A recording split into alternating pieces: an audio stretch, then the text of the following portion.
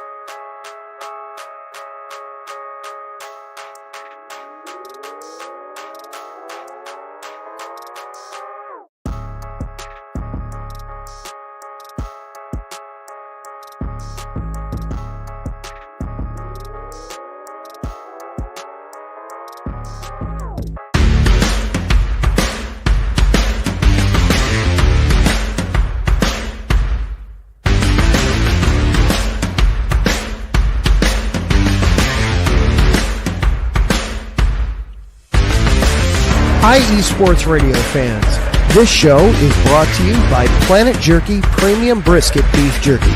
Planet Jerky is the official jerky of the 2022 California League champion Lake Elsinore Storm, Single A affiliate of the San Diego Padres.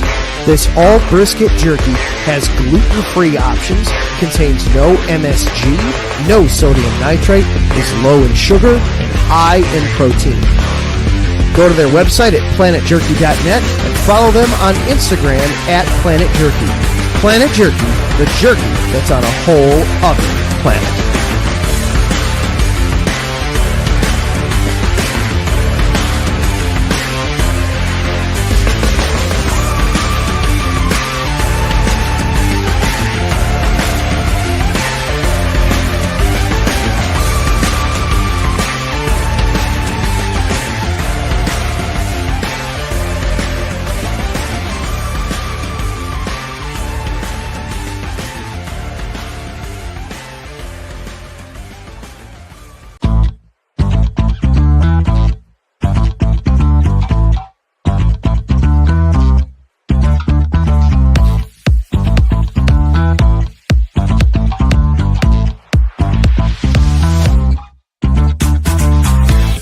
Hey there, IE Sports Radio fans. Be sure to check out our sponsor, Seal the Deal Wax Seals by Cecilia B.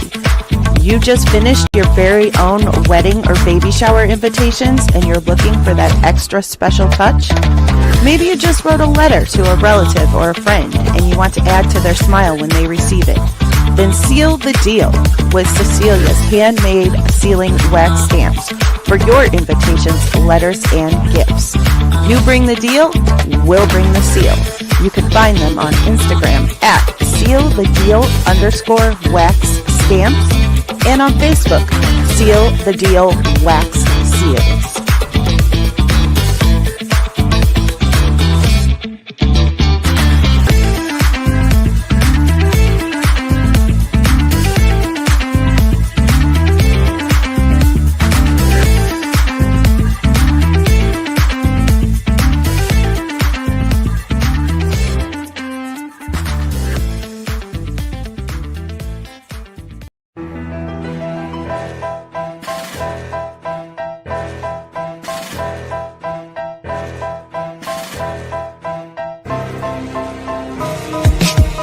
For the last 10 years, IE Sports Radio has been bringing you amazing content ranging from interviewing legendary athletes, coaches, and other authorized media personnel to building tailor-made shows dedicated to all major sports cities around the country.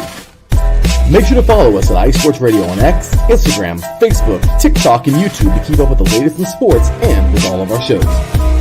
Also, make sure to check out our daily updated website at iesportsradio.com. At iesportsradio.com, you can see our daily show schedule and check out all of our show pages with personal bios to learn a little bit more about each of our awesome hosts. In addition to our show pages, you can catch the IE Sports Radio blog, Hall of Fame, Fans of the Month page, and our merchandise shop, including t-shirts, tank tops, caps, long sleeves, hoodies, and more. For now over a decade here at IE Sports Radio, we've continued to be by the fans, for the fans, and we thank you all for your support and for making IE Sports Radio your direct feed for all that is sports.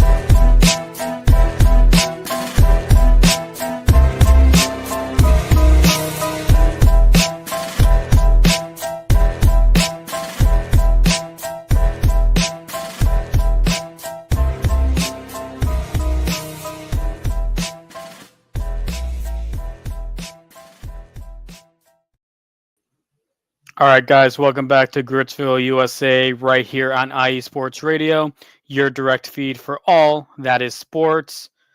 Once again, welcome back to episode 5. Again, truly excited to be doing this for 5 weeks now. Once again, I'll say it every time. Shout out Larry, shout out IE Sports for giving me the opportunity to just spend time talking about the teams that I love and the teams that I'm still excited to get to know more of as I cover not only just Detroit sports and the 2 immediate college teams, but eventually get to the threshold of discussing all the Michigan teams. So once again, quick shout out to Larry, IE Sports.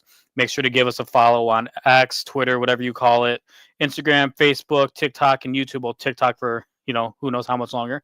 We're also at iesportsradio.com and then iesportsradio.com/Gritsville USA for a direct link to my show. And follow our podcasts on Apple Podcasts, Spreaker, Spotify, iHeartRadio, Google, wherever you get your podcasts, you know the deal. And then my X Twitter handle right here at Gritsville_.iesr. Give me a follow there. We'd love to discuss more with you guys. It's been a busy season for me so far. For those that know me, I work in retail. Obviously, we are in the thick of it right now with everything with holiday season. So haven't been posting as much as I would like to. But once we get past the 25th, I'll be right back at it. You know how it is. But start tonight's show, I want to say the Lions for last. I want to say the Lions for last because they're obviously going to be the ones I talk the most about. But we still got other teams to address. I really want to start the show off today with the Detroit Tigers. For all intents and purposes, since when I talked about them last week, winter meetings were just ending. It's been a relatively quiet week. It really seemed like last week that we were on the cusp of signing Alex Bregman to a deal or any of the other names like Paul Goldschmidt, but really it's been quiet. Only real talk that came from the team were either comments by the only pitcher we've signed, 37-year-old man Alex Cobb, or from AJ Hinch himself. It's been quiet. It's been quiet. I don't know if it's because the Tigers are still trying to get a deal done with certain players, or if because they're just kind of waiting to see what other dominoes fall. Again, Alex Bregman is the big name that everybody in the town has been talking about. We don't know what's going on with that. We only know that the Mets they're not done with just Juan Soto. They're gonna want they want more. They have kind of thrusted themselves into the Alex Bregman talks here. I know the Red Sox are still in it. Haven't heard much about the Yankees front, or even, to be real, I haven't really heard much about the Tigers front of things either. So again, relatively quiet. We'll see what happens if anything does. But there is something that I want to talk mostly about with the Tigers. And as I had mentioned, AJ Hinch he talked this week, and he basically had talked about how he wants to basically win the AL Central, which, I mean, is completely doable. Cleveland Guardians, Kansas City Royals, only 2 teams that I would say that the Tigers would be in a race with. Chicago White Sox are a dumpster fire. The Minnesota Twins, don't know what's going on with them. They looked good until they epically collapsed, which is the reason why the Tigers and even the Royals ended up taking a wild card spot, was due to the Minnesota Twins collapse. But AJ Hinch, he wants to win the Central. He said that that's something that he expects. And the main thing that I got from that was I would like to think that was kind of a message to Scott Harris, Chris Ilitch, whoever needs to hear it, that, hey, I'm committed to this team. I'm committed to making this happen, but you got to throw me a bone here.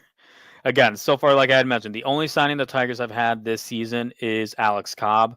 That is completely unacceptable to me. Now, again, still very early on in free agency. The only really moves that have been made have been Juan Soto to the Mets, Max Fried to the Yankees. Max Fried, I don't know how you say his name.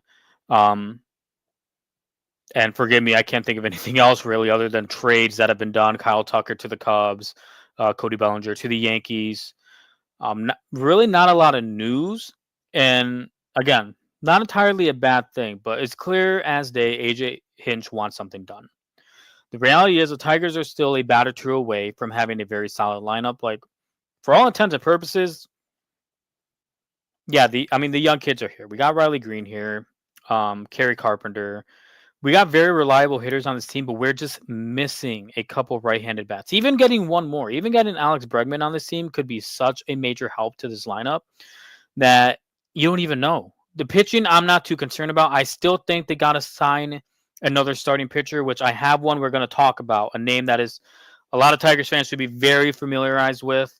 I'll be talking about that in a second. But Tigers, for all intents and purposes, they can't just sit on their ass and be like, all right, we got you Alex Cobb. Yay. No, he's not going to be a number 2 pitcher in the rotation, not even number 3. We need a true number 2. Skubal is obviously here. For the love of God, please just re-sign Skubal already. Please don't stress anybody out. Just sign him in, lock him in, because he's only going to get more expensive from here as long as he can stay healthy. Just lock him up now. But the point is, Hinch thinks this team can win. But I don't think, personally, that it can be done with the pitching chaos that happened last season. Last season was a miracle. It shouldn't have happened. There's no logical way to explain how that happened.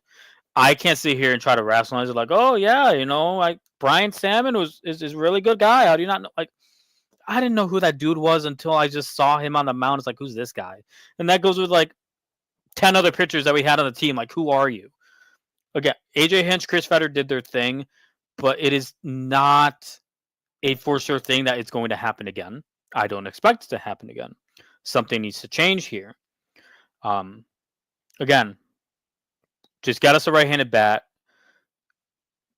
Throw term to somebody. Again, Alex Bregman's the name. From the last report that we've had between him and the Tigers is that he's interested in coming here. He was interested in the core that we have. He obviously has the history with AJ Hinch, winning the World Series with him back in Houston. Whether you think that's legitimate or not is a different discussion, but he's very familiar with AJ Hinch. We have the pitching to support the bats. We just need the bats to support the pitching, basically. So AJ, yeah, I love that AJ Hinch came out and said it. Not that I would really expect him to say really anything else. Like, oh, yeah, whatever Scott and Chris want. Like, no, he basically said, I want to win. We can do it. He didn't call out the front office by saying, like, you guys got to do something. No, he basically just said, I want to win. Wink, wink. So we'll see what Scott Harris does. Again, we got to get some sort of movement going on in the market. There really isn't, like I said, there's really not much going on right now, which is a little scary. I feel like more trades are happening than signings, but I'm hoping by maybe next week. Don't know if I'm going to do a show next week, but I'll talk about that at the end. Basically, whenever I'm back here talking with you guys, I'm hoping that I have something to share with you that the Tigers have done that is actually good and not just, oh my God, we signed another old guy. But we'll see. Like I had mentioned, We still need another starting pitcher or so, but there was an interesting name that came up again. Now it's kind of been talked about, like, oh yeah, this could happen. But now it seems like, okay, there might be a legitimate chance, and it could be that we could get Jack Flaherty back. For those familiar, Jack Flaherty, we signed him to a 1-year deal last year. Solid pitcher, like absolutely solid, way better than what I think if anybody really expected from him. Ended up trading him to the Dodgers at the trade deadline, won the title with the Dodgers. Good for him.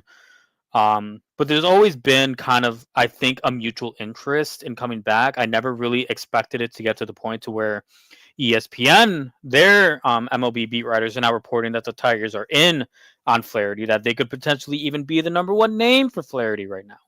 And not just for another 1 year, you're going to do good and we're going to ship you right back out type of deal. No, they've been talking about anywhere between 3 years, $115 million. We could get Flaherty back, which I think it's an absolute necessity. The Tigers need a definitive number 2 pitcher in their starting rotation. Skubal, again, obviously the number 1. Reese Olson, solid pitcher, but dude's got some health problems that isn't, I don't think, is worthy enough of a spot for the number 2 pitcher in the rotation. Casey Mize, I feel like this is his last year to show something to us. We got Alex Cobb, cool, great. Jackson Jobe is, I don't think he's going to be in the starting lineup this season. He will be up. He will be called up. I expect him to be on a pitch count, though, but I don't expect him to be with the team at the beginning of the year. But the Tigers are going to need to sign somebody. For all that we know, they could continue to do one bullpen day. That seemed to work for them. I wouldn't be surprised if AJ's like, all right, just give me one bullpen day. I wouldn't want that. But listen, if we can get Flaherty back, actually lock him into some term, because even when he was with the Dodgers, like, he still performed. He didn't fall off a cliff. He didn't fall off the wagon. He performed well with the Dodgers. He deservedly got his ring, and now he's looking to cash in on that. And I fully do think the Tigers should take advantage of that, without a doubt. Without a singular doubt, I think the Tigers should get back in on Jack Flaherty. And I love him. I love him. He's very passionate about what he does, and you could tell he's got some beef with. He got beef with some teams. I think it's hilarious, but we need somebody with his caliber back in this team. We just need number 2 guy. We just need number 2 guy, please. Sorry, I'm stressed out. I am stressed out to the fact that, again, it's just been quiet. When I talked to you guys last week, I was like, all right, yeah, I'm gonna have some news for you guys, and now it's just here like, AJ Hinch said stuff, and that's basically all I got. But I wanted to address it still anyway. I think it's important. I love the Tigers, and they definitely had to be talked about. Now, what I want to get to next, just a quick little U of M, Michigan State update. Both teams are off to really solid starts in college basketball right now. And Michigan especially. Michigan right now is actually playing against Oklahoma. Michigan's currently ranked 24th. They're currently sitting at 8-2, and Oklahoma's undefeated. I believe they're playing in Oklahoma. I think is another like invitational type deal going on right now, but super exciting time to be a U of M fan. Because again, we all know how the Juwan Howard era went. Didn't go like how anybody really expected. The Golden Boy came home, replacing John Beilein. Just didn't work out. He seemed like he was a culture guy, but he's too busy backhanding people. And we just had to let it go. But again, number 24 Michigan taking on Oklahoma right now. Game is currently on. Oklahoma's up 10-8. I don't know. Oklahoma's a good squad. I'm not gonna lie. Oklahoma's a good squad. But Michigan, again, they've been surprising people. They got 2 absolute freaks up top with Wolf and Golden, the Area 51 boys, as they call them. But, Michigan basketball is going to continue to make noise. I fully expect them to be in the tournament this year. Right now, they are 2-0 in conference play. They've only had the 2 conference games so far, beating Wisconsin and Iowa. And, we're about to enter the slate. December basketball is still pretty early to kind of, I don't want to say care about it, but to kind of get a full read. But for all intents and purposes, Michigan they've been showing out. Their only 2 losses are to Arkansas and forgot what other team. I know the Arkansas game was very close though. But yeah, I'll give another score update at the end to see where U of M basketball is at the end. But I also want to talk about Michigan State basketball as well. Last night they took on in-state Oakland University for that one game they have every year. Last night it was played down at LCA. Michigan State absolutely just trounced Oakland. Final score was 77-58. That's just kind of one of those fun games that you have. You saw Tom Izzo. I know I said Alex Izzo. Tom Izzo, OU's head coach, wearing matching Grinch sweaters. They're good friends and everything. But MSU, like usual, like what you would expect from MSU basketball, solid squad, currently sitting at 9-2. Also, 2-0 in conference play. The one thing I will tell you about right now, I am super excited for when U of M and Michigan State play each other in basketball. For football, I really care more about U of M and the football side of things. As far as basketball goes, I mean, I'm either way. My stepsis went to MSU. I know she was a huge MSU basketball girl. I mean, for obvious reasons. But I don't have beef with either one. Michigan State football is another thing. I think that's more of a pride issue. I think football is more of a pride issue than basketball. Basketball is kind of just, it's fun to watch. March Madness is cool. Yay. I personally don't care if Michigan's in it, Michigan State's in it. Whichever one of them wins, I'm cool. But yeah, Michigan State beating in-state Oakland University yesterday. I know that the first matchup between these two are in February. Just absolutely cannot wait for that one. That one's going to be super exciting. All right, guys, when we come back, we are going to be discussing the Red Wings and the Pistons. If I keep looking away, it's because I have the Red Wings on my screen right now. There's 3 minutes left in the period. And just to close out the game, currently up 5-4. We're going to see if that still remains by the time I come back. You are watching Gritsville, USA, right here on IE Sports Radio, your direct feed for all that is sports. We'll be right back. Sports fans, do you like teams that are tough, cities that are tougher, and fan bases that are passionate about their teams? How about teams that are historic and stadiums that are iconic? Then you belong in Chicago, and you need to check out Chi-Town Weekly. Join me, Adam Kernan, every week as we keep up with all things Chicago sports. Bears, Bulls, Blackhawks, Cubs, White Sox. We'll cover them all, plus more. The Windy City is always buzzing, and we'll keep you up on all the big games and major stories.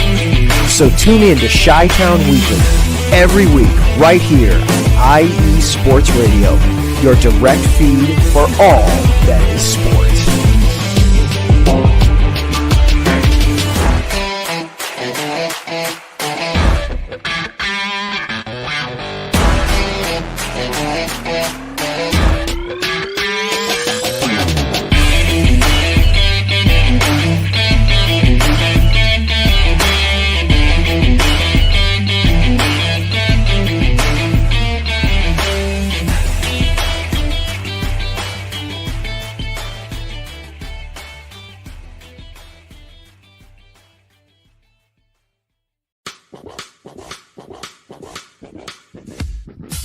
Hello, sports fans. It's me, your boy Larry B, and I want to walk you through the world of sports.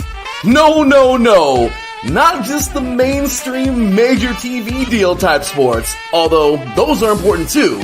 But let me be your guide through your journey of all sports, from college to the pros, the minors, and everything in between. Each week, we are talking sports galore with true diehards just like you from a hardcore fan's perspective that's sure to quench your thirst around leagues you may know all too well and some you may even discover here. That's right, sports fans. If you love sports of all kinds, enjoy hearing amazing sports stories, and respect all sports because you know how difficult any of them can be to play or compete in, then this is your show. Join me, your boy Larry B, on the defining moment each week here on IE Sports Radio, your direct feed for all that is sports, and let the sports come to you.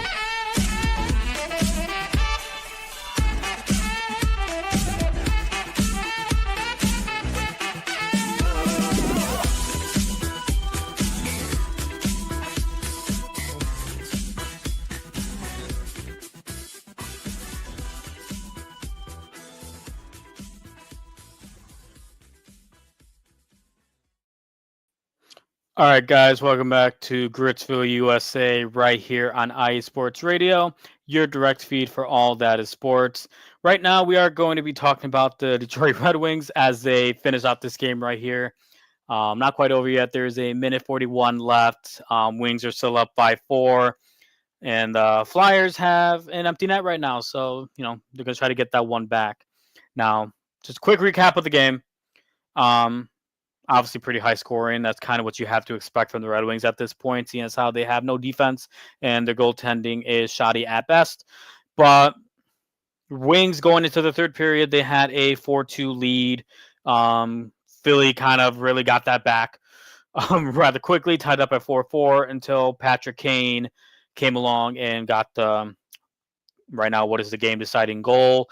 And funny enough, Patrick Kane is the one person I wanted to really discuss about tonight with the Red Wings. And I had it all set up, talking about how Patrick Kane isn't working out.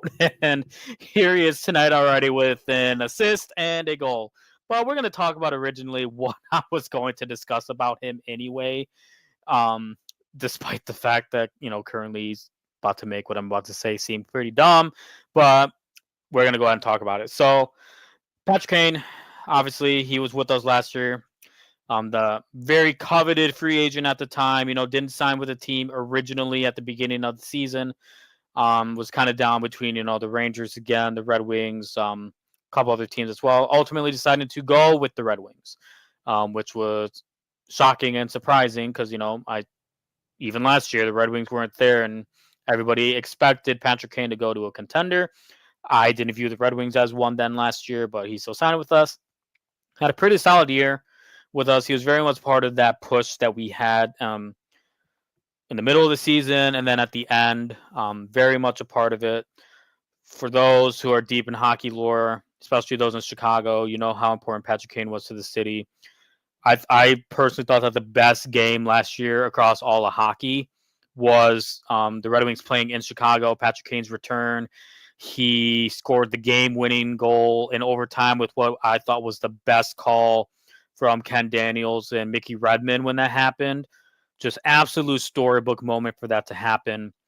This offseason, obviously, he was with a 1-year deal. We didn't know if he would be coming back. But Steve Yzerman convinced him to come back or something because and that should solidify the game. Red Wings just scored on the empty net, 6-4. That should definitely do it. Lucas Raymond, awesome. I think that's his second goal of the game, I think. But nice. That should definitely ice the game. Point is, Patrick Kane, he resigned. And it really hasn't worked out. He's missed 5 games due to injury. Now, granted, we're only, I think, 30 games into the season, so 5 games isn't much, you would want to say or think. But the reality is that, and again, these are before tonight. I'll say the updated numbers, but before tonight's game,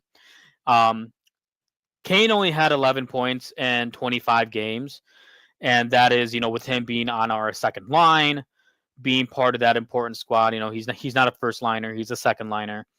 But 11 points in 25 games, and then again before tonight's game, only 3 points since November 2nd. Now let's bump that up to 5, 5 points since November 2nd, but still, not really what we were expecting from him when we re-signed him. Now, mind you, yes, he's in the last legs of his career. I'm not expecting how he was 10 years ago, let alone 5, how he was when he was in his prime time in Chicago. But definitely not what we were expecting when we brought him back. You know, the team itself is a mess. No, it's nice for them to win tonight. The record is now going to be 13-4-4. And now they're 4 points out of the wild card. So they're still kind of teetering there. It's just going to be a matter of whether this defense can pull it together. There's the final horn. Red Wings win 6-4, 24 shots on goal. To Philly only shot 19 times. That's actually pretty decent. I'm not going to pretend like I watched the entire game. I just kind of tuned in for the third period. But it seemed like that was a pretty impressive showing from the defense, only allowing 19 shots on goal. Don't know much about how Philly is as a team this year, but still. Good job. Good job from the Red Wings tonight. Again, they are now 13-4-4, 4 points back of a wild card spot. Again, plenty of season. I don't expect Patrick Kane to really be like a trade candidate this year. I think the Red Wings are going to play this out. I'm just hoping that for the sake of Kane, because I like Patrick Kane as a player. I know as a person, you know, there was that one thing that happened, or maybe didn't happen. How much would the score be? I hope they score 900 goals. I think it'd be 906-4. Thank you for that comment, Christian. But Patrick Kane, again, I want him to succeed here. It's still surreal seeing him in the winged wheel jersey. And I want him to be part of a Red Wing playoff run so bad. I want him to see what Detroit can bring in a playoff atmosphere. Now, granted, you know, we don't know what a Red Wing playoff atmosphere is like at LCA, but we all know what it was like at the Joe. The Joe was outstanding. He clearly was attracted to our history here as a team. I want him to see what Detroit can bring to a playoff spot. So I hope tonight is a change of things for him. You know, maybe he just needed that little spark to kind of get back into the swing of things with the Red Wings. I don't really want to see him as a trade candidate. I would love for him to stay here, you know, get a taste of that playoff success maybe. And we'll see. I've kind of eased up on the Wings a bit. They've shown me a bit differently the last 2 weeks. They've had, you know, a couple losses there, but I mean, they're right there. It could take quite literally another run like how they had last year. I don't expect it, but it could just take that to, you know, take them over the top. But we'll see. Again, I just think it's funny how I was going to kind of go win at Patrick Kane tonight, and then tonight he just blew that topic up. Again, good job, Red Wings. 6-4 win, beating Philadelphia. Woohoo. Next, I would like to discuss the Detroit Pistons a bit. They're currently sitting at 11-16. They're in the number 10 spot in the Eastern Conference, which is good enough for the last play-in spot if the season were to end today. Came off a thrilling win against Miami. A game where the majority had a lead. They blew it. Game went to overtime and managed to squeak out the win in overtime. So, good win from the boys. But the topic I want to discuss tonight is, could the Pistons get involved in a 3-team trade? Now, there's been a lot of trade talk right now between the Denver Nuggets, the New Orleans Pelicans. The Pelicans are willing to offload anybody and everybody they got, minus like 3 players. And Denver wants to get a solid number 2 scorer right next to Nikola Jokic. They've talked about Zach LaVine from the Bulls kind of being the big name right now that could potentially go to Denver. But where do the Pistons kind of fit in that? So obviously, a lot of these NBA trades, they need a facilitator team. They need a team that can either take a salary dump, that can just kind of offer something just to make kind of the salary cap situation work. And the Pistons are always involved in stuff like that. But I think the Pistons should be looking to address it differently. I think not just taking on a bad contract for the sake of, oh, we have the cap space, maybe we can get a good draft pick out of you in order to take that cap space, that salary. I think the Pistons should be in on a player. In relation to Denver, kind of the number one player that's being talked about that could be on his way out from Denver is Michael Porter Jr. For those that know Michael Porter Jr., all he does is chuck up some threes. Very good if you need somebody to do that, which is something that the Pistons still need. Obviously, we have Malik Beasley, who has been just a lights out signing. We only got him to 1 year. God, I hope that Trajan Langdon re-signed him. I would love Malik Beasley to stay here. It seemed like that he's also embracing the city as well. He has some history with the city.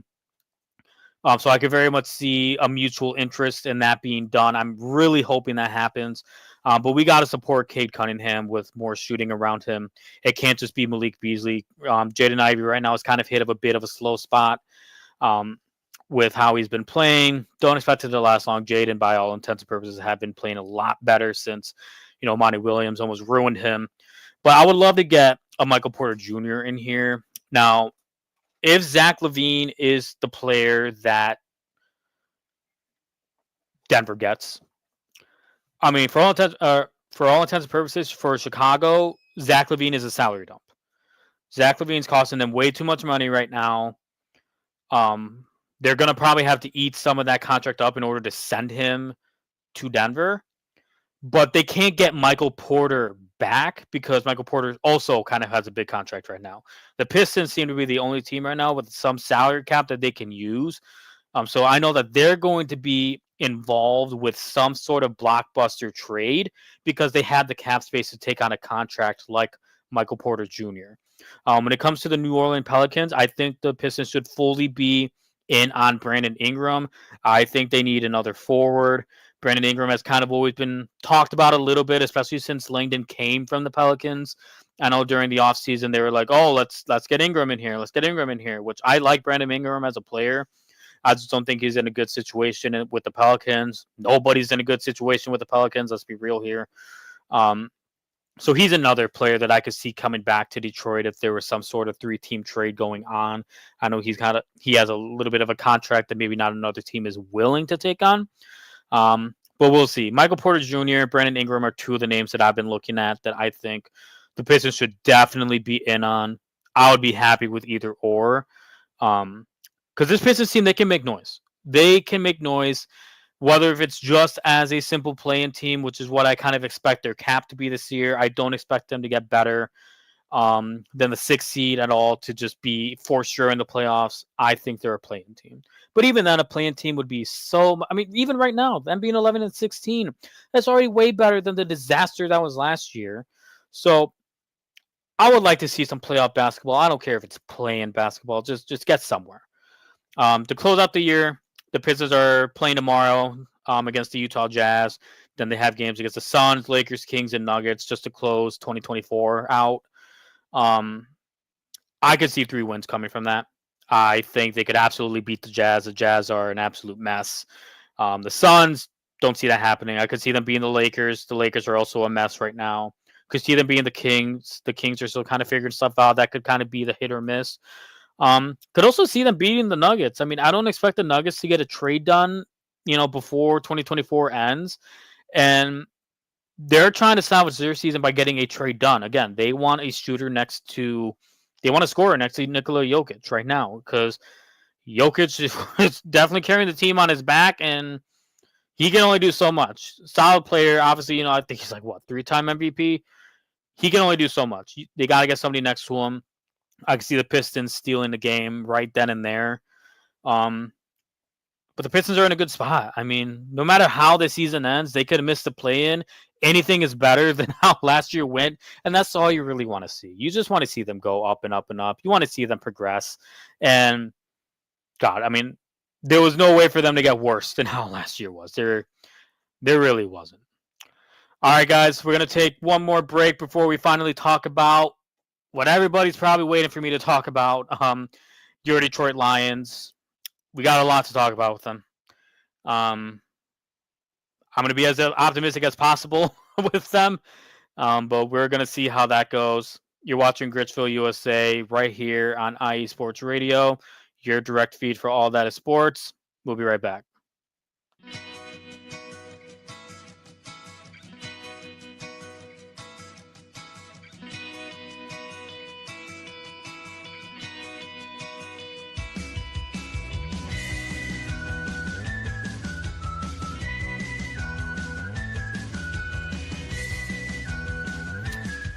Cleveland and Columbus sports fans. This is Jen B, host of the Show of the Land on IE Sports Radio, your direct feed for all that is sports. If you love Cleveland and Columbus sports like I do, be sure to tune in live to the Show of the Land on Tuesdays, where we will cover the Cleveland Browns, Cavs, Guardians, and Monsters. We will also talk about the Columbus Blue Jackets, Crew, Fury, and of course, the Ohio State Buckeyes. We'll also cover other colleges in the area like Akron, Kent State, Cleveland State, Mount Union, John Carroll, Baldwin Wallace, Youngstown State, among others. So like I said, if you love Cleveland and Columbus sports like I do, be sure to tune in Tuesdays to the Show of the Land with Jen B on IE Sports Radio, your direct feed for all that is sports.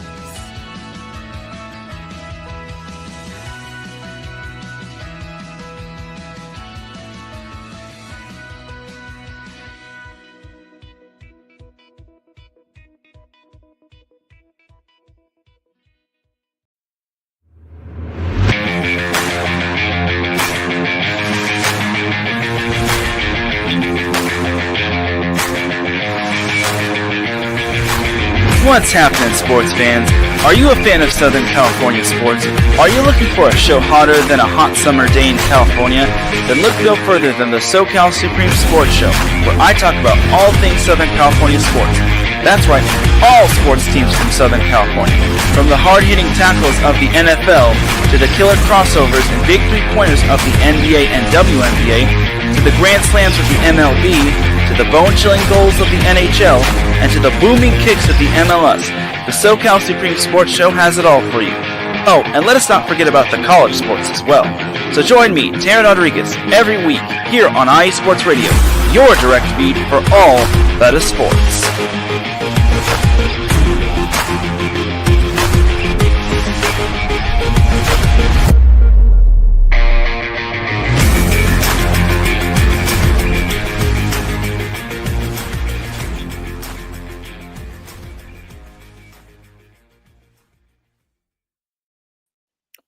Alrighty, guys, welcome back to Gritsville, USA, right here on IE Sports Radio, your direct feed for all that is sports. Let's finish up with again, the topic everybody is the most excited about, the Detroit Lions. Now, last week I did say I wouldn't be mad if they lost, and I wasn't, for the most part. But I had to stick by my word. I couldn't be upset. I said we could afford that loss, and it turns out that we probably couldn't. But let's go over the game itself. So the Buffalo Bills, they beat the Detroit Lions in what was an offensive showcase with a final score of 48-42. Just go over some quick stats before I go into certain things that happened in the game. Jared Goff had a solid game. 494 yards, 38 for 59 passing, 5 touchdowns. Absolute insanity. Jahmyr Gibbs finished 8 for 31 rushing, 5 for 83 receiving, and 2 touchdowns, 1 receiving, 1 rushing. Amon-Ra went ballistic, 14 for 193 and a touchdown, including a 66-yarder that resulted in that touchdown. Even crazier knowing that he said on his podcast that apparently he had the flu the night before, that he believed that he had some food poisoning, he was vomiting and all that, and didn't tell Coach Campbell till after the game. Absolute insanity. But we got to talk about, the Bills and what they did as well. Josh Allen just went ballistic. 362 yards passing for him, 23 for 34. Ran 11 times for 68 yards, 4 total touchdowns, 2 passing, 2 rushing. James Cook went ballistic as well, 14 for 105, 2 touchdowns, including a 41-yard scamper that we probably could have stopped if Kirby Joseph just yanked on his hair. Legal. It is legal. I don't want to hear anybody saying that's dirty. I've seen a lot of Vikings fans being like, "Oh, that's dirty that Kirby tried to pull him by his hair." Listen, unless the NFL chooses to make that an illegal tackle, illegal play, whatever, it is not dirty. Get over it.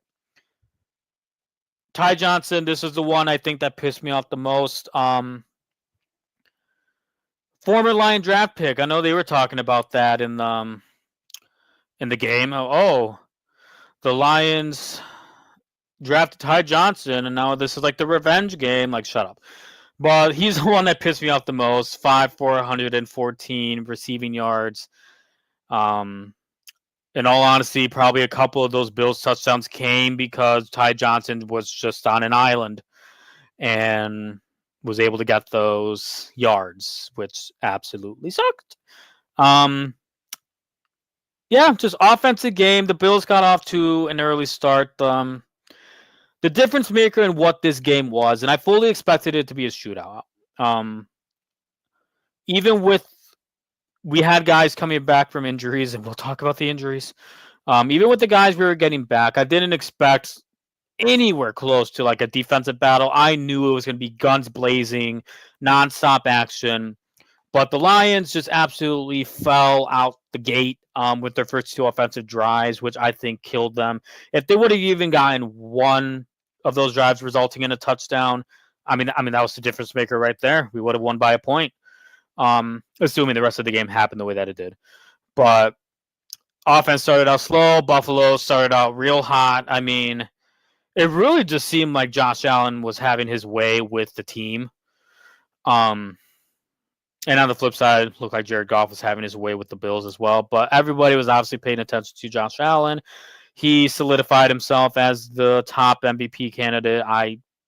Unless he plays like absolute dog shit the next 3 games, I expect him to beat out Lamar Jackson in that. So, and it's hard to hate Josh Allen, man. It's hard to hate the Bills in general.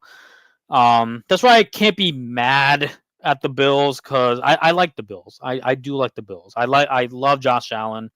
Dude plays with this. He plays his heart out. I imagine him on a Dan Campbell team. Dear Lord. But hats off to the Bills. They got them. They were just a team with the most points at the end, you know? And I hate criticizing the offense because, again, the offense was clicking, at least passing-wise, rushing-wise. Gibbs and Monty really couldn't get it going, which was very much surprising that because this is what I said. I thought that last week, I said right here that we were going to win this game by rushing. And I think the team only had to have been around 50 rushing yards, 31 of which came from Gibbs, 13 of which came from Goff, and the rest were Monty. And we'll talk about Monty in a bit.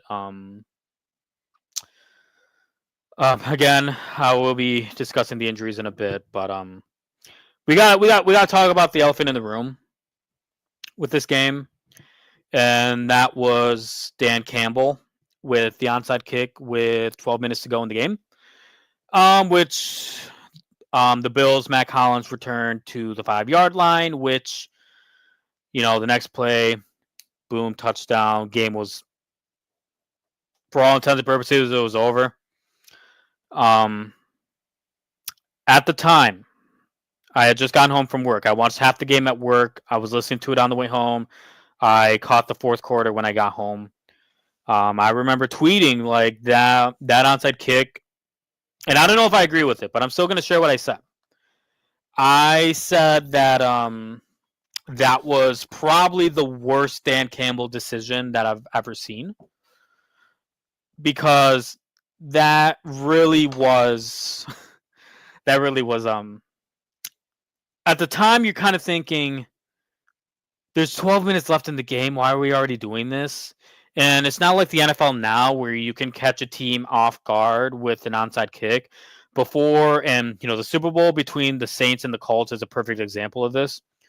Before in the NFL, when you did an onside kick, you could surprise the other team by doing it. They could have no idea that's about to happen. But now they switched up the rule with onside kicks where I believe you can only do it in the fourth quarter, and it has to be known that you're doing it. The only team that I've seen, I think, recover an onside kick this season have been the Chicago Bears when they were playing against the Vikings. And screw the Bears for not being able to finish that game out. But That was the only time I've seen the onside kick be successful this year. Because at that point, at this point, you're just relying on a lucky bounce. You're relying on the ball going to a player that's going to fumble it, because you can't catch them off guard. You can't catch them off guard anymore. And after the game, Campbell, he did own up to it. He said that the loss was on him, which I think is honorable. But we got to talk about, did he? The question is, did he cost the team a chance of taking control of the game? Because here's the thing. If I'm not mistaken, I believe that onside kick came after the Amon-Ra touchdown. I'm going to go back and look at that right now. I believe that's when that happened. Let me look. I should have written that down. I apologize. It was not. It was after the Jahmyr Gibbs receiving touchdown. At that point, the score is it's 38-28. You're down 10. I want to get the logic behind it. Your defense is playing like absolute dog shit. Your players are dying on the field. At that point, I think Davis was already out. McNeil was already out. Dorsey, I feel bad for that kid. He was out. And you just really couldn't stop the Bills. That's where I want to understand the logic. Like, okay, we got to keep the ball in our offensive hand. They wanted to do the Green Bay playbook where they wanted the ball in their hands. And again, we could play what ifs all day. We could play, well, what if the defense actually showed up? Because the only touchdown that the Bills got in that fourth quarter was the one from the onside kick when they returned it to the 5. They got a field goal at the beginning of the quarter, but that was the only touchdown that they got. After that, the defense kind of stopped them. I think the Bills played a little bit more conservatively, though, because at that point, when they got that touchdown, I mean, it was 45-28. The game was basically over.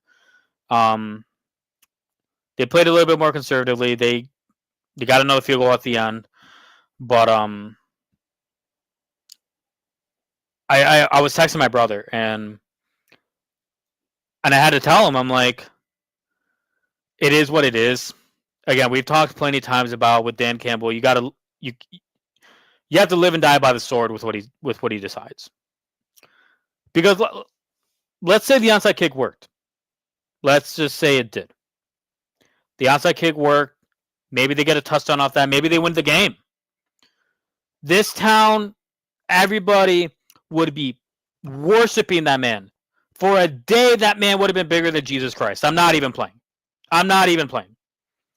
If that onside kick would have worked, they would have built the statue. The fist, the Joe Louis fist would have been replaced with a kneecap or something. The city would have blown up. It would have blown up if the onside kick worked. I get wanting to be mad about it. I was at the moment. But with the way of what the defense was showing you all up until that point, I don't blame Campbell for not trusting him. And it sounds like that he still doesn't trust the defense. It honestly doesn't. Now, obviously, he appeared on 97.1 on the morning show, and he gave that fiery rah-rah speech that the whole town bought into again. And that's just who he is. That's just who he is, man. He's going to fire you up. Even in the game, he's telling you, I don't believe in you. But everywhere else, he's like, next man up. Some guys are going to get some unbelievable opportunities here.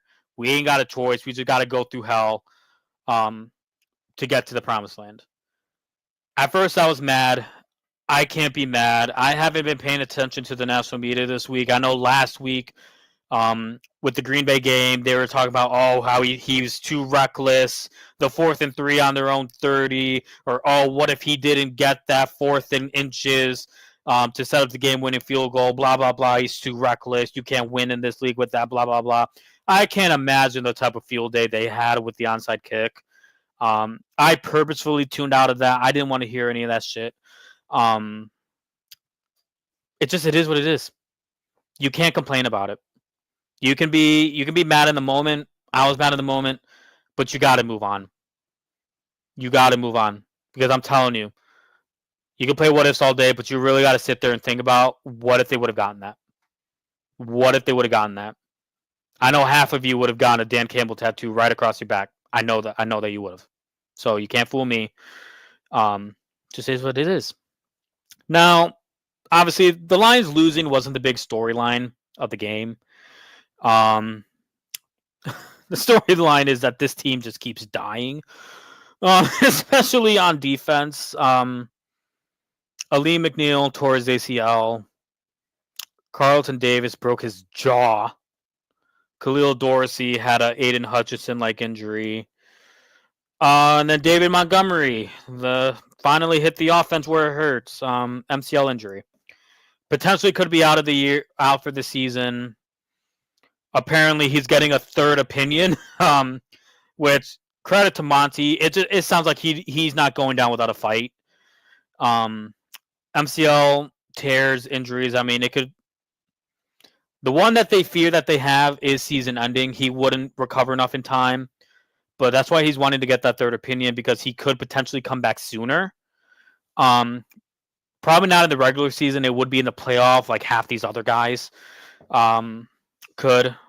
But it's just it's devastating. I mean, again, it wasn't the loss to Buffalo that hurt Lions fans this week. It was the injuries. Ali McNeil and Carlton Davis are so vital. I would say after Aiden Hutchinson, after Alex Anzalone, after Jack Campbell. And thankfully, Jack Campbell's so healthy. God protect that man. Ali McNeil and Carlton Davis were tough losses. Ali McNeil he's the in your trenches guy. It's going to be hard to replace that. It really is. The obvious name that comes up for replacing him is you got Onzarike. You have Pat O'Connor. Pat O'Connor obviously had the big game against Green Bay. We're going to need him to do a lot more. We need him to have a lot more games like that. Carlton Davis. Now, Terrion Arnold is the guy to replace him, the rookie. That's a big spot to fill. And once again, we are stuck with Vildor as corner 2. It seems like that there could be some movement in the secondary. It sounds like Amik Robertson, who is our slot corner, sounds like they might move him outside to be corner 2, and they might move Brian Branch to slot corner because Branch played slot corner last year. He played very well in that spot. We got hopefully we have Melifonwu coming back soon. I know his practice window opened today. He would essentially take Brian Branch's spot, which, when healthy, Melifonwu is a solid player. It seemed like that there was going to be a logjam between Melifonwu, Branch, Joseph, but it seemed like now it kind of worked out to our favor to where we now have those guys, and it's all going to work out for the best in the secondary. Is what I'm hoping. Well, Carlton Davis was a rough loss.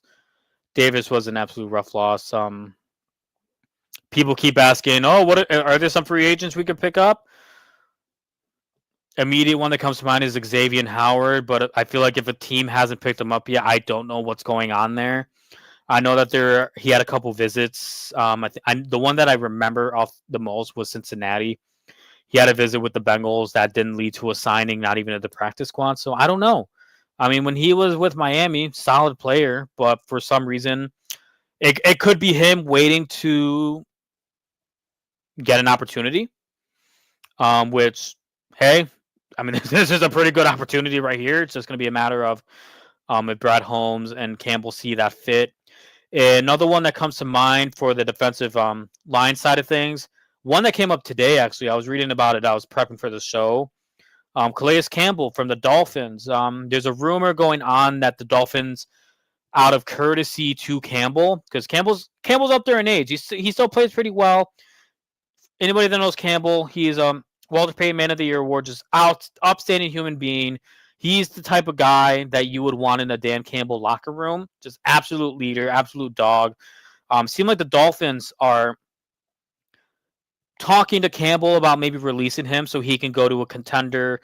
The Dolphins are all but eliminated in the playoffs. There's really no chance for them to come back unless either the Chargers, well, not really the Broncos at this point, but unless the Chargers collapse and then the couple teams ahead of the Dolphins collapse as well. There's really no chance. So Calais Campbell's another name. You know that he's probably going to want to come here. And I would like to think that Holmes and Dan Campbell would want him here. But it's rough. It really makes you think about what's next for this team. Because the expectation, even before the Bills game, the expectation was still Super Bowl. And the sobering reality is I don't think that is definitive anymore. Anything can happen in the NFL. You know, the thing is any given Sunday, you know, an absolute dogshit team like the Raiders can beat the Ravens. Again, I'm going to say that every week. That's my favorite example. The Raiders beat the Ravens. But that's hard to overcome. That is really hard to overcome. It sucks. It hurts. It's been a really sobering last couple weeks because as a fan, you have to kind of reset your expectations. Now you have your fans out there where they're like, F it, we're going to win it all. Doesn't matter. Next man up. Blah, blah, blah. And that's fine. I'm not going to tell somebody not to think like that. I'm not sitting here thinking that the dream's dead. I don't think it's dead. I think it's a lot harder. And really, you really cannot afford to lose another guy. You really can't. You're probably below the threshold of what you could afford to lose. But because you're still that good, you could still win it all. And we are going to get some guys back. We're going to get Alex Anzalone back in a couple weeks. Khalif Raymond's going to come back. Jalen Reese-Maybin might come back soon. For all intents and purposes, Carlton Davis isn't out for the season. If we make it to the NFC Championship game, he could be back by then. So we got a couple guys that can come back. One person that thinks he can come back, and that's if we make it to that level. If we make it to the Super Bowl, Aiden Hutchinson thinks he can be back for the Super Bowl. He appeared on Taylor Lautner, Team Jacob. I'm Team Charlie, for those who are familiar with Twilight. But Jacob from Twilight, he has his own podcast for those that are aware. He's from Grand Rapids. He's a Lions fan. He was actually, I think, in Aiden's suite on, I think it was the Green Bay game. He was in Aiden's suite, but Aiden Hutchinson appeared on Taylor Lautner's podcast, The Squeeze. And he was basically saying that he's prepping to suit up in the Super Bowl. No, I don't see that happening. I don't want it to happen. I love Aiden. But my guy, you're coming off a devastating injury that happened in October. You need to not do that. Aiden Hutchinson he's the cornerstone of the defense. Your future with the Detroit Lions defense, even if that's Aaron Glenn still leading it, somebody else still leading it, it's through Aiden Hutchinson. The risk of re-injuring that leg when you have big-ass men at you, because here's the thing, the Super Bowl is going to be, it's obviously going to be the other best team in the league going up against you. And you're going to have all that muscle on your leg that, for all intents and purposes, was like this in the Dallas game. I don't think it's wise. I'm not a medical person. I'm not a doctor. But I think that is way too quick. And even if the Lions get to that point, I don't think you should. If you want to suit up just so you could be on the field with your guys if we ended up winning it all, that's great. I don't want to see you on the field. I'm sorry.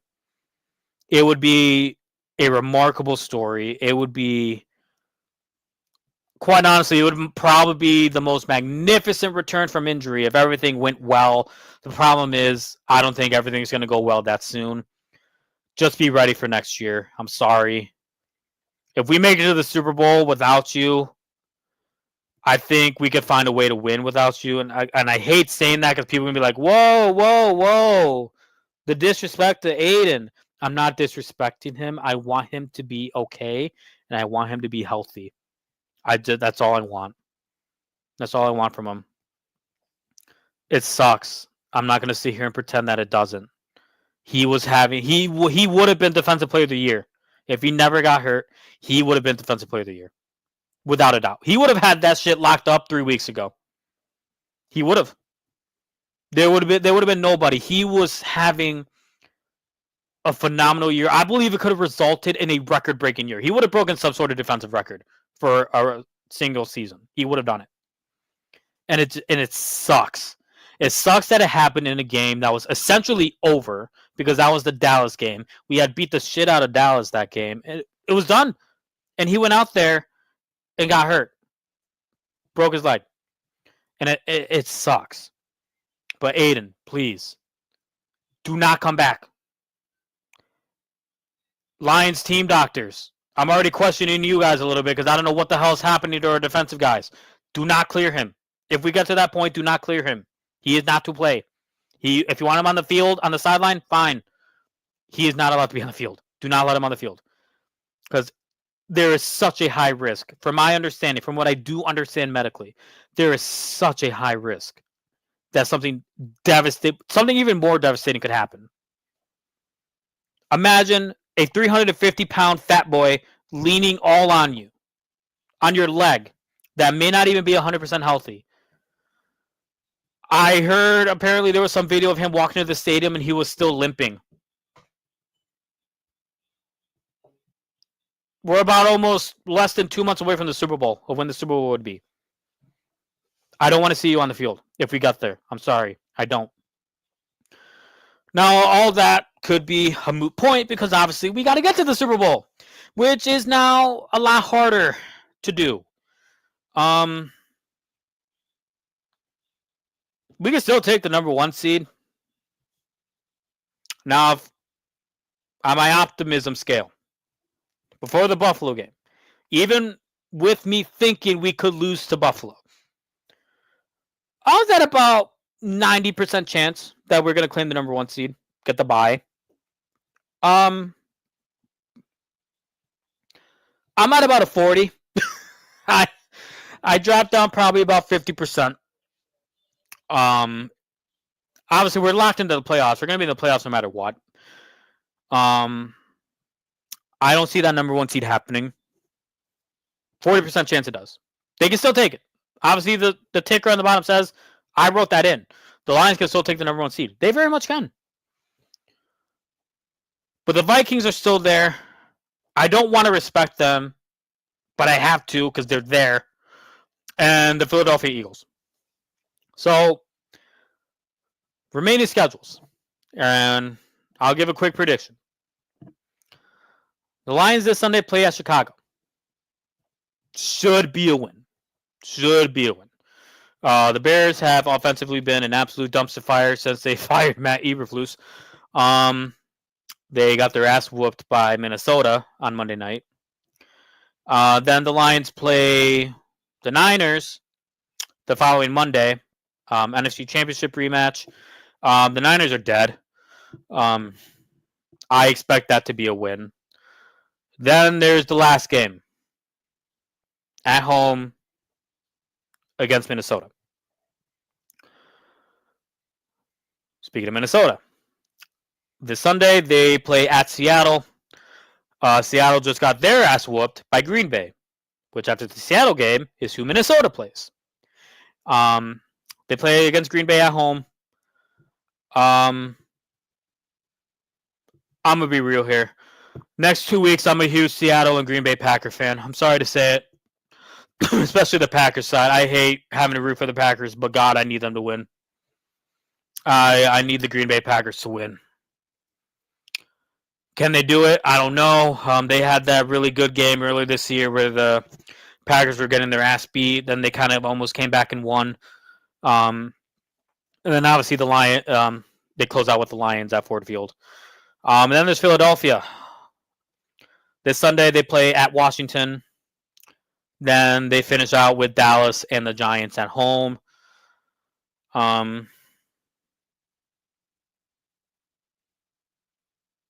Yeah, that's it's rough. It's not easy. Lions have to win out. If they win out, it doesn't matter if Philly wins the remainder of their games. If we win out, obviously the Vikings can't because we would be beating them in Week 18. But it's tough. The Bears and Niners, on paper, those should be wins. I would like to think Vegas will still have the Lions favored. I live in Chicago. What's the weather like this Sunday? Let me look. 30 degrees. Cool. Okay. They can do it. I know there's the whole Jared Goff can't play in cold weather. He played in a hurricane, essentially, in Green Bay and won that game. I'm not concerned about cold weather Goff. Goff has kind of been shooting down different things this season. He can't run. He seems to be running a lot more. He can't play in bad weather. He played in the monsoon. This is really going to come down to two things. The offense and football luck. Now, Campbell said in the press conference, I think it was Monday, he said in the 97.1 call. I'm sorry. He said in the 97.1 call yesterday morning where he said, listen, I don't care if my offense goes out there and only puts up 50 yards. If we win by 1 point, I'll be the happiest man on the planet. He also said, if we give up 500 yards but still win by a point, I'll be the happiest man on the planet. And I agree with that. The defense could give up 700 yards for all I care. But if we win that game by a point, I'll take it. I'll be happy. Because here's the thing. This is not going to rely on the offense. We no longer have a defense to complement the offense. This is now the offense. You got to win us this game. You have to outscore everybody. And not let your foot off the gas like they did in the Green Bay game. You just got to outscore everybody. You got to put up Jacksonville numbers. You got to put up Dallas numbers. Put up 40 pieces like you did against Buffalo. But here's the thing. You need the ball last. You can't come out with the first two drives of the game and not score. It's a lot to ask, especially since we lost David Montgomery, it seems like. I know Craig Reynolds and Sione Vaki are going to have to step up. There's no free agent running back out there that's going to replace Monty. It's going to be Reynolds and Vaki that are going to have to come up and do that. Jahmyr Gibbs gets hurt. It's over. I'm sorry. It's done. But God protect Jahmyr Gibbs. The offense is going to have to play lights out all up until you either win the Super Bowl or you get bounced in the playoffs. That's what's going to have to happen. I can't rely on the defense. I feel like defensively, things will get a little better once Anzalone comes back. Because here's the thing. If we would have had a competent linebacker outside of Jack Campbell play on Sunday, we probably could have stopped a lot of the shit that Josh Allen was doing. But we didn't. We just had Jack Campbell. Can't just be him by himself. I don't remember who the hell was out there alongside him. So getting Anzalone back, because he was also having a really solid year too, all up until he broke his forearm, I think it was, or his elbow. It was one of those two things. Good news, though. One of my good friends, he went to a Alex Anzalone autograph signing. He asked Anzalone, when are you going to be back? Anzalone said 2 weeks. You heard it here, folks. You heard it here first. Anzalone's going to be back in 2 weeks. That's what he said. Anyway, Anzalone being back is going to be major. But it's a lot of work. Again, the Bears and Niners are going to be easy. Ideally, you would like the Vikings and the Eagles to drop one more.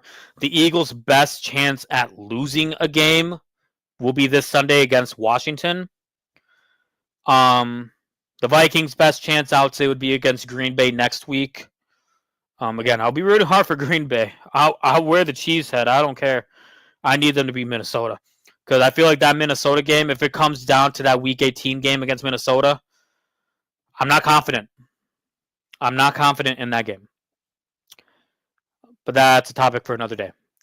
We're going to finish off with what's happening this week, though. The Lions will be traveling to Chicago for the first of the 3 must-win games to close out the season.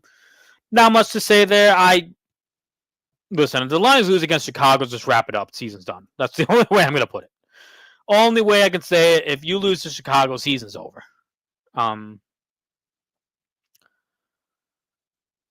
Outdoor game, obviously anything can happen. I know it's been a good minute since the Lions have won in Chicago, from what I've heard. It's been a good while. I expect that to end this season, though. The Chicago Bears just look like a dumpster fire. I feel bad for Caleb Williams because they're ruining this kid's confidence with just the absolute negligence that's happening within that franchise. I know Adam can talk more about that with his show. Be looking to do something with him with this game on Sunday. I'll have to reach out to him about it. But, I mean, this is a must-win game. I hate saying that a game against a 4-10 team is must-win, but every game from here on out is a must-win game. You can't afford to lose. You can't afford to lose a team that looks highly incompetent. You can't afford to lose a team that's also injured riddled with injuries in the Niners. It starts with this Sunday. You got to come down to Soldier Field. You got to win this game. Have to win this game. That's all I can say. Oh, and don't fucking die anymore. Don't lose any more players. Because we can't afford it, man. We really can't. Every week it's like, who's going to get hurt this time? So I'm hoping that we can just get out of the game clean. Just get out of the game clean, man. That's all I want. But yeah, that's your Lions talk, man. I tried very hard not to be very depressing. It took a lot in me because it's been a tough week. I remember telling my fiance on Monday, I was very bummed. I'm like, because I think that was the news that David Montgomery was out. I'm like, it's over. it's done. But that's our show. Once again, thank you guys for tuning in to Gritsville, USA, right here on IE Sports Radio. I did want to provide a quick U of M basketball update. I said I would at the end. Second half just started. U of M is up by 3. They could squeak out the win. If they can squeak out a win against undefeated Oklahoma, that'll be super impressive. I'll have to talk more about U of M basketball. I want to talk more about U of M and Michigan State basketball. Once again, once I get through holiday season, I will be talking so much more about that. As long as the other college teams got going on, because once January comes, we're only 2 months away from March Madness. And looks like Michigan, the state of Michigan will have 2 teams representing there. But once again, you have been watching Gritsville USA right here on IE Sports Radio. Make sure to follow us on X, Twitter, whatever you call it, Instagram, Facebook, TikTok for however much longer that's going to remain up. YouTube at IE Sports Radio. Check out our website, iesportsradio.com. You can find my show at iesportsradio.com/Gritsville USA. On there, you can find merch, all the other shows. Check them out. Absolutely great. You can also follow our podcast wherever you got them, whether that's through Apple, Amazon, Spotify, Spreaker, wherever. We're there. Once again, thank you guys so much for tuning in. Ran a little bit over than what I would like, but I had to let all my Lions feelings out. I couldn't just not do it. Like I said earlier, next week is Christmas week. I know I'll be doing some traveling at the end of the week. With Crimson's being on next Wednesday, don't know if we'll have a show. If we were, it might be Monday night, but I'm not positive. If we don't have a show next week, we'll be right back on the first day of 2025, New Year's Day. That falls on a Wednesday, so that's when we'll be back. I'll keep you guys updated on X, Twitter, again, whatever you call it. Once again, my name is Christian Harvey. Thank you guys so much for watching Gritsville USA right here on IE Sports Radio, your direct feed for all that is sports. Have a good night.